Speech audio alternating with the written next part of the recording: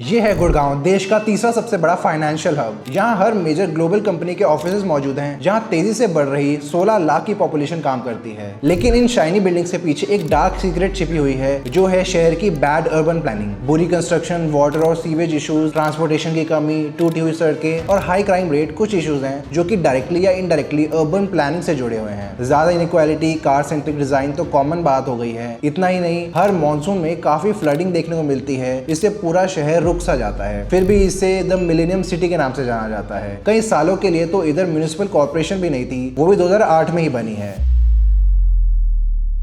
1970s में जब गुड़गांव की शुरुआत हुई थी संजय गांधी के विजन के साथ, जिसमें देश की नई इंडस्ट्रीज को स्थापित करने की कोशिश की जा रही थी। इंदिरा गांधी प्राइम मिनिस्टर के बेटे होने की वजह से वो बड़ा इम्पैक्ट कर पाए ऑटोमोबाइल इंडस्ट्री को यहाँ लाकर। मारुति सुजुकी ने अपनी पहली फैक्ट्री सेटअप की, जिसमें 20,000 लोगों को रोजगार मिला और धीरे धीरे कई दूसरी मैन्युफैक्चरिंग प्लांट्स भी बनने शुरू हुए। दिल्ली में जब Delhi development authority DDA establish हुई 1957 में दिल्ली डेवलपमेंट एक्ट के बाद, तब गवर्नमेंट ने शहर में प्राइवेट डेवलपर्स पर एक तरीके से बैन लगा दिया बिल्डिंग्स बनाने से। इन्हें सिर्फ DDA ही बना और मेंटेन कर सकती थी, साथ में लैंड कंट्रोल और जोनिंग भी स्ट्रॉन्ग कर दिया। इसका पर्पस था दिल्ली में अर्बन प्लानिंग करने के साथ बढ़ती ग्रोथ को मैनेज करना। DDA को सारी रेजिडेंशियल, कमर्शियल और इंडस्ट्रियल बिल्डिंग्स की प्लानिंग, लैंड एक्विजिशन, डेवलपमेंट वगैरह सबकी जिम्मेदारी दी गई। मास्टर प्लान बनाकर लैंड यूज को और अनऑथराइज्ड कंस्ट्रक्शन को कंट्रोल भी करना था रेगुलेशन की मदद से। स्लम्स में रह रहे लोगों को रिहैबिलिटेट करना बेहतर कंडीशंस वाली जगहों में, ये सब भी इनका ही काम था। प्राइवेट डेवलपर्स को इसलिए रोका गया था ताकि वो अनप्लान ग्रोथ और अर्बन स्प्रॉल को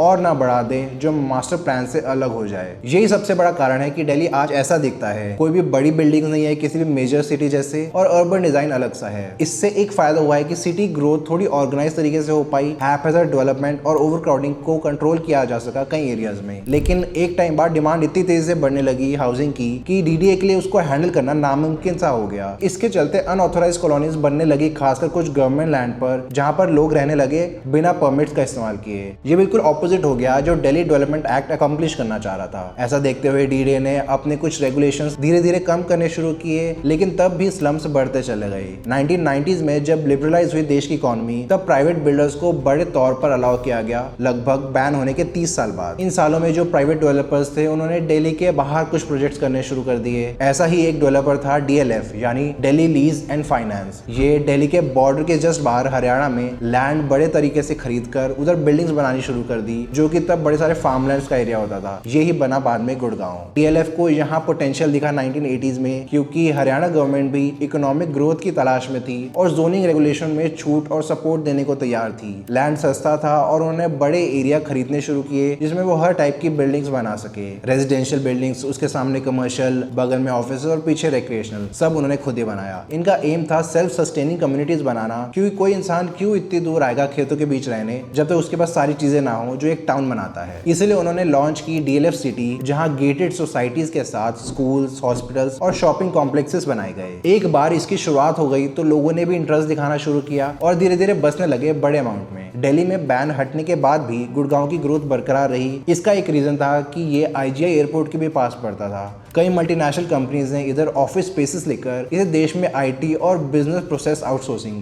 BPO का एक मेजर हब बना दिया। इससे फिर और कंपनीज आई और नए रेजिडेंट्स आए। रोड्स, यूटिलिटीज और पब्लिक सर्विसेज की जरूरत पड़ने लगी, जिसे DLF ने हरियाणा गवर्नमेंट के साथ मिलकर डेवलप करना शुरू किया। फॉरेन कंपनीज के लिए गुड़गांव में रजिस्ट्रेशन करना ईजी था, क्योंकि ये अनइनकॉर्पोरेटेड लैंड में आता था हरियाणा में। इधर कंपनी सरकारी करप्शन से एक ऑफिस में जाकर ब्राइब देकर फेवर पा लेते, जो दिल्ली में करना उनके लिए बहुत ज्यादा डिफिकल्ट था रेड टेप की वजह से। तो उन्हें गुड़गांव सस्ता पड़ा और यहाँ ब्यूरोक्रेसी भी थोड़ी आसान थी, इसलिए कई कंपनीज इधर आई, जैसे Dell, Nestle, American Express, IndiGo वगैरह, और इन्होंने अपने ऑफिसेस खोले। देखते ही देखते गुड़गांव एक मेजर सिटी बन गई है, जहाँ देश भर से लोग आते हैं काम करने के लिए और रहने। देश की तीसरी सबसे बड़ी फाइनेंशियल और बैंकिंग लोकेशन बन पाई है ये आज, और इंटरनेशनल कंपनीज का हब भी। 250 से ज्यादा फॉर्च्यून 500 कंपनीज ने अपने बेसिस सेटअप किए हैं। इतनी स्पीड से ग्रो किया इसने कि सिटी अथॉरिटीज को यूटिलिटीज देने का समय भी नहीं मिला। कोई अर्बन प्लानिंग नहीं थी, बस बिल्डिंग्स बने जा रही थी जहां जगह मिली। Sewage pipe, storm water drainage, road infra वगैरह सब बेकार हालत में था, जो बढ़ती डिमांड को मीट नहीं कर पाया। आज भी 2/3 पॉपुलेशन के पास प्रॉपर सीवेज सिस्टम नहीं मौजूद है और वेस्ट को सोसाइटी वॉल्स के बाहर डंप कर दिया जाता है कई जगह। प्राइवेट कंपनीज को ही अपनी तरफ से इसे सेटअप करना था, जिसे वो नहीं कर पाए। आज भी यहाँ काफी ज्यादा फ्लड इशू और ट्रैफिक का कंजेशन का इशू रहता है। ये देश की पहली प्राइवेट सिटी भी कही जा सकती है जो डेवलपर्स की बदौलत बनी। बड़ी गेटेड कॉलोनीज और ऑफिस कॉम्प्लेक्सेस के साथ बिना किसी सिटी इंफ्रास्ट्रक्चर की मौजूदगी के, वो भी लवासा से पहले।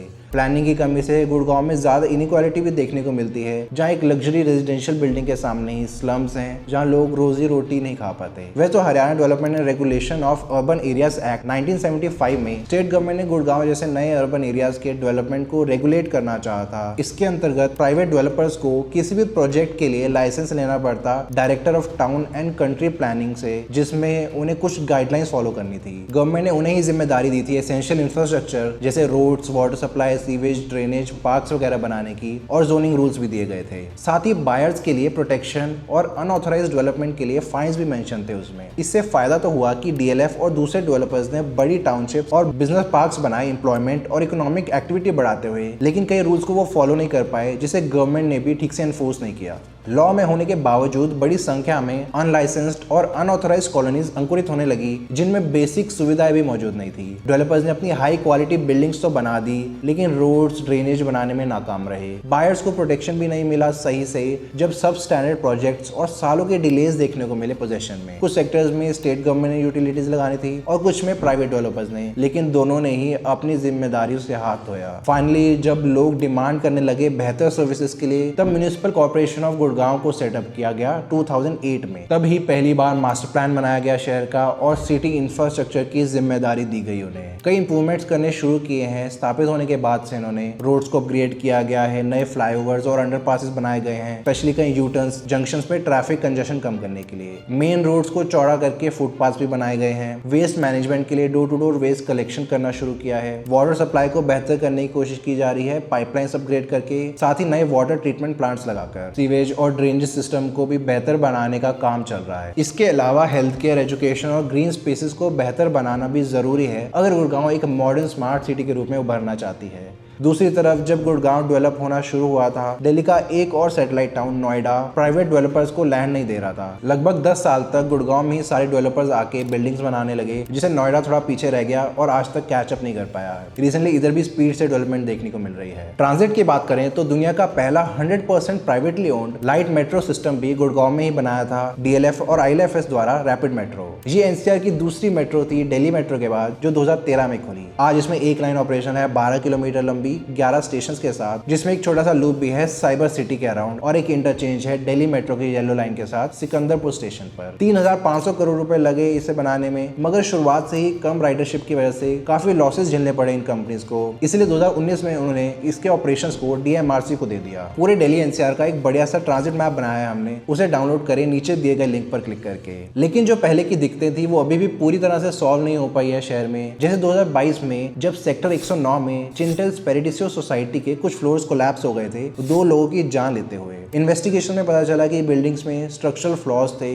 जो नॉर्म्स और प्रोसीजर्स का उल्लंघन करके बनाए गए थे। सीलिंग्स ना ही मजबूत थी, ना ही मटेरियल सही इस्तेमाल किए गए, जिसकी वजह से रूफ कोलैप्स हुई। ये कहानी कई और बिल्डिंग्स की भी है सिटी में, इसके लिए बेहतर इंस्पेक्शन करनी पड़ेगी। गुड़गांव हाई सिस्मिक जोन 4 में पड़ता है, जहां एक मीडियम अर्थक्वेक भी भारी नुकसान पहुंचा सकता है पूरे शहर को। इन हाई राइज बिल्डिंग्स को सेफ बनाना बहुत जरूरी है उसके लिए। जब प्रोजेक्ट इकोलॉजिकल और एनवायरमेंटल नॉर्म्स का भी ध्यान नहीं रखते तो पॉल्यूशन बढ़ जाती है और कंस्ट्रक्शन की वजह से एक डस्ट लेयर पूरे एनसीआर को कवर कर देती है। ये एक कारण है कि Gurgaon top 10 most polluted cities की लिस्ट में आता है दुनिया में। पानी की बात करें तो अथॉरिटीज के अनुसार अगर लोग ग्राउंड वाटर निकालना बंद नहीं करेंगे तो आने वाले समय में वाटर क्राइसिस हो जाएगा इधर, जैसा बैंगलोर और चेन्नई में देखने को मिल रहा है। सालों तक म्युनिसिपल कॉर्पोरेशन ना होने से कई मेन रोड्स ऐसी हैं इधर जिनके नाम भी नहीं रखे गए। कम से कम 25 आर्टीरियल रोड्स हैं ऐसी, तो बिना नाम और साइंस के लोगों को नेविगेट करना काफी मुश्किल हो जाता है इधर। लोग फिर पॉपुलर लैंडमार्क्स के हिसाब से इधर उधर जाते हैं। सिग्नेचर टावर्स से अतुल कटारिया चौक तक जो रोड है उसका भी कोई नाम नहीं है। एक और नुकसान था म्युनिसिपल कॉर्पोरेशन ना होने का, वो है सिटी सर्विसेज जैसे फायर ब्रिगेड, पुलिस वगैरह के अच्छे से ऑपरेट ना होने का, क्योंकि उन्हें पूरे डिस्ट्रिक्ट को सर्व करना होता है, एक सिटी को नहीं। हालांकि गवर्नमेंट ने डेवलपर्स को अपने फायर ट्रक्स ऑपरेट करने को बोला हुआ था, खासकर कुछ ऊंची बिल्डिंग्स के लिए। 2008 में गुड़गांव में केवल 14 पब्लिक फायर इंजन थे, जबकि सेंट्रल गवर्नमेंट के हिसाब से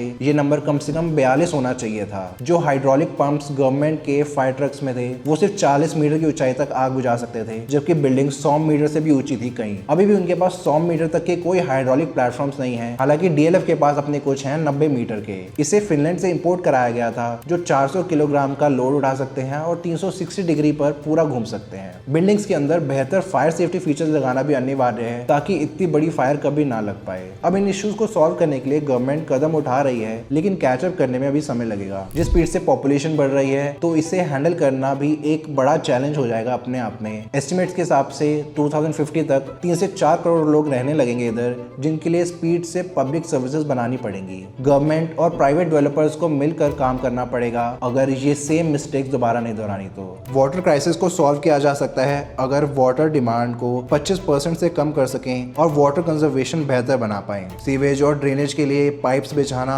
रोड्स को पॉटहोल फ्री बनाना और ट्रांजिट को और एक्सेसिबल बनाना जरूरी है, जिस पर काम चल रहा है अभी ऑलरेडी। गुड़गांव और पूरे एनसीआर का एक वेल डिटेल्ड ट्रांजिट मैप बनाया है हमने, उसे चेकआउट करने के लिए इस कार्ड पर क्लिक करें। ऐसी और वीडियोस देखने के लिए सब्सक्राइब करें। धन्यवाद।